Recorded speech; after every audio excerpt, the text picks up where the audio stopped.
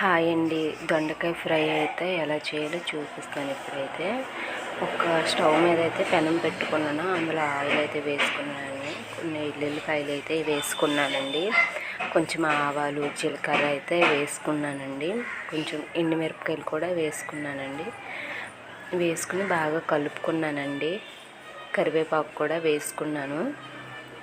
వేసుకుని బాగా కలిపానండి. తర్వాత ఏమో దొండకాయ ముక్కలు కోసి పెట్టుకున్న దొండకాయ ముక్కలు అయితే వేసుకున్నాను. అటు ఇటు కలిపి మూత అయితే పెట్టానండి మగ్గే వరకు.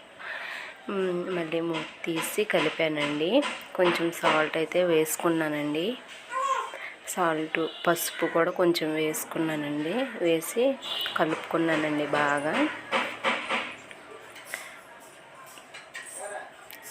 కలుపుకున్నానండి. తర్వాత ఏమో కొంచెం కారం కూడా వేసుకున్నానండి.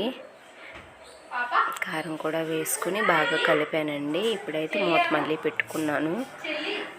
చూడండి, కొంచెం అయితే మగ్గింది కదా, మళ్ళీ కలుపుకున్నానండి. అలా కలుపుతూ ఉన్నానండి. చూడండి ఎలా అయితే దొండకాయ ఫ్రై అయితే ఎలా అయితే రెడీ అయిందో. దొండకాయ ఫ్రై నచ్చితే ఒక లైక్ చేయండి, సబ్స్క్రైబ్ చేయండి ప్లీజ్.